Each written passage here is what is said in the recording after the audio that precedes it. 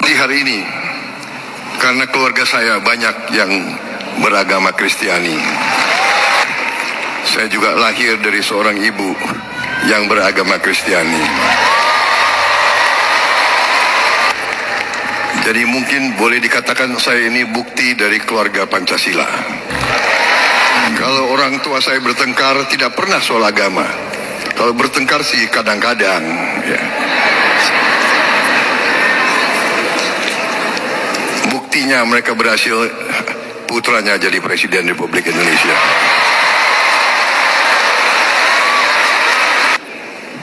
Suatu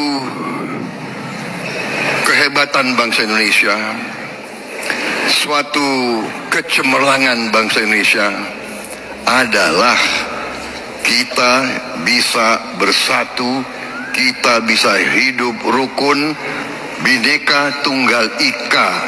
Ini adalah kehebatan bangsa Indonesia. Oke, halo Sobat Waras, apa kabar semuanya? Jumpa lagi ya dengan Pavel 88 Channel. Salam sejahtera untuk kita semua dan salam waras.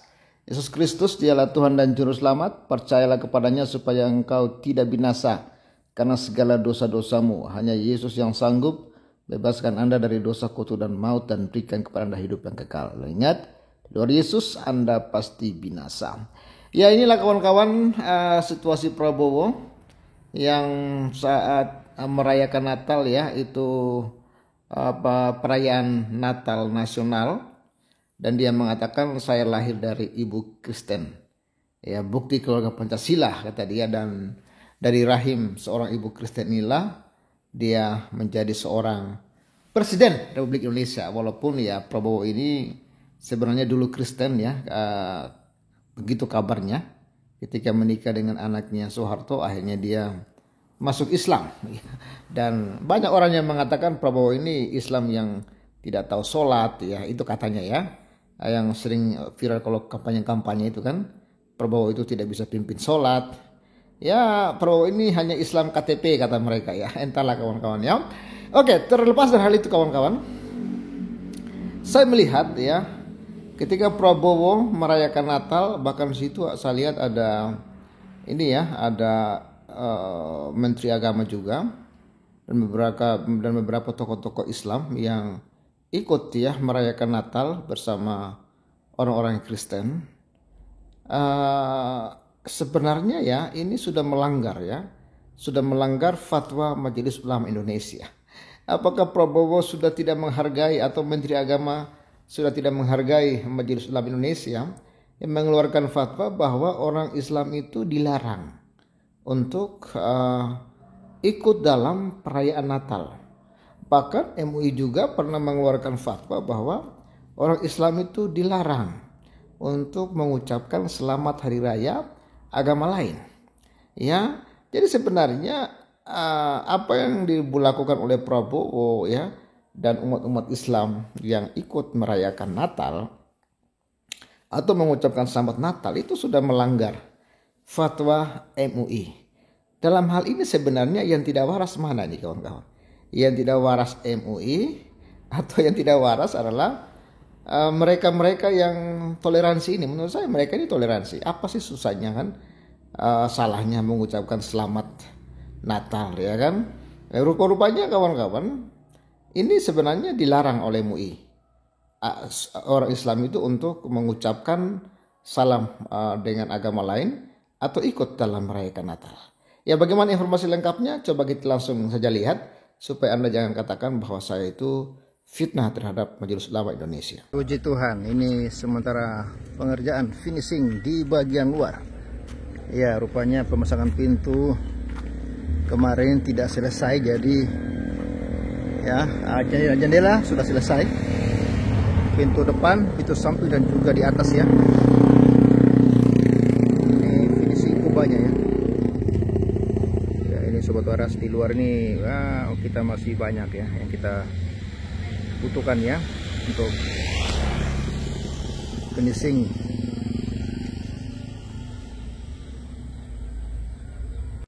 Ini informasinya kawan-kawan, MUI cuman haramkan Muslim melakukan ini saat Natal. Apakah mengucapkan selamat juga Termasuk ya kita langsung lihat saja kepada MUI ya, komentar MUI ya. Karena beberapa tokoh-tokoh Islam sebenarnya ada yang pro kontra, ada yang memperbolehkan, ada yang tidak memperbolehkan ya. Ini bagaimana dengan MUI? Dikutip dari laman resmi Majelis Ulama Indonesia dari artikel yang diterbitkan pada tahun 2023, lembaga ini menggarisbawahi soal toleransi antar umat beragama. MUI menyebut tidak ada larangan untuk bergaul dan bermuamalah dengan umat agama lain. Namun lain halnya dengan masalah akidah dan peribadatan. Satu yang diharamkan oleh umat Islam menurut MUI adalah ikut merayakan Natal bersama umat Kristen. Nah, jadi kan Prabowo itu kan merayakan Natal ya. Natal nasional bersama dengan umat Kristen ya, bahkan ada menteri agama di sana. Apakah mereka ini sudah tidak menghormati MUI? Apakah mereka ini sudah menganggap MUI ini tidak waras kawan-kawan ya, mengeluarkan fatwa seperti itu? Majelis Ulama Indonesia MUI sudah sejak lama mengeluarkan fatwa tentang hukum perayaan Natal bersama yang ditetapkan di Jakarta 7 Maret 1981. MUI menegaskan bahwa mengikuti upacara Natal bersama bagi umat Islam hukumnya haram. Ada 6 alasan berlandaskan. Iya ini ya. MUI ya mengharamkan umat Islam ikut upacara peribadatan Natal. Umat Islam diperbolehkan untuk bekerja sama dan bergaul dengan umat-umat agama lain dalam masalah-masalah yang berhubungan dengan masalah keduniaan. Berdasarkan ya Quran bla bla bla kawan-kawannya, umat Islam tidak boleh mencampur adukan akidah dan peribadatan agamanya dengan akidah dan peribadatan agama lain.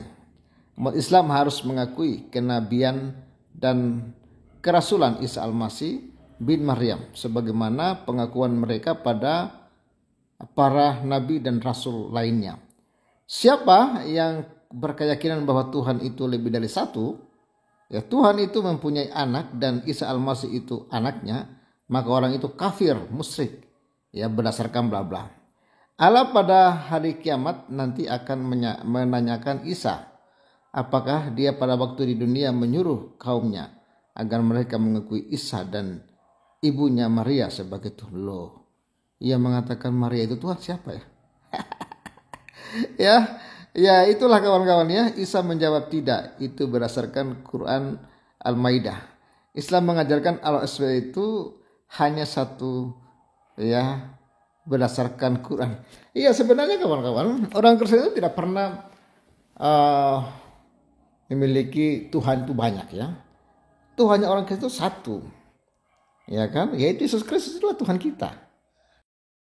Ya itulah kawan-kawan, banyak sekali orang-orang Islam yang salah kaprah ya, seolah-olah bahwa orang Kristen itu mentuhankan Maria. Ya Maria itu bukan Tuhan. Maria itu ya hanyalah manusia biasa yang mendapatkan kasih karunia oleh Roh Tuhan, dipilih untuk melahirkan Yesus Kristus. Siapa Yesus?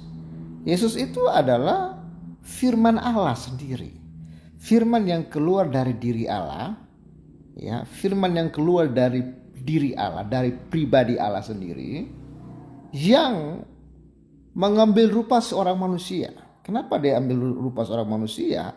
Ya untuk menyelamatkan manusia. Anda bisa baca di Yohanes 1 ayat 1. Pada mulanya adalah firman. Firman itu bersama-sama dengan Allah. Jadi dalam diri Allah itu ada firman. Firman itulah yang datang ke dunia ini menjadi seorang manusia. Jadi Yesus itu keluar dari diri Allah. Ya dia Allah itu sendiri gitu loh. Ya, firman Allah yang nuzul datang ke dunia ini menjadi manusia. Jadi Yesus dan Allah itu adalah satu. Ya, esa. Namun mereka itu memiliki pribadi yang berbeda. Yesus yang adalah firman itu telah menjadi pribadi manusia, ya sedangkan Bapa ya dia tetap menjadi pribadinya sendiri.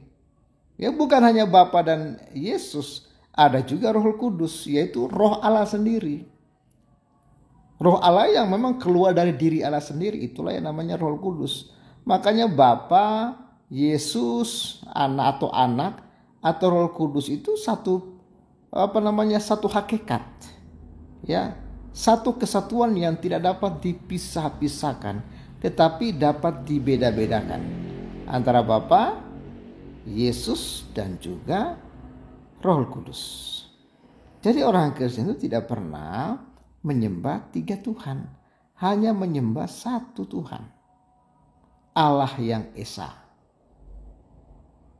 Kira-kira itu ya, singkat ya, mengenai Allah Tritunggal, pribadinya 3 tapi 1 hakikat. Ya, dapat dibeda-bedakan tapi tidak dapat dipisahkan. Bapa, Anak dan Roh Kudus itu 1 hakikat, tetapi 3 pribadi. Ya, itu dulu deh yang dapat saya sampaikan. Selamat Natal untuk semuanya. Tuhan Yesus memberkati. Salam.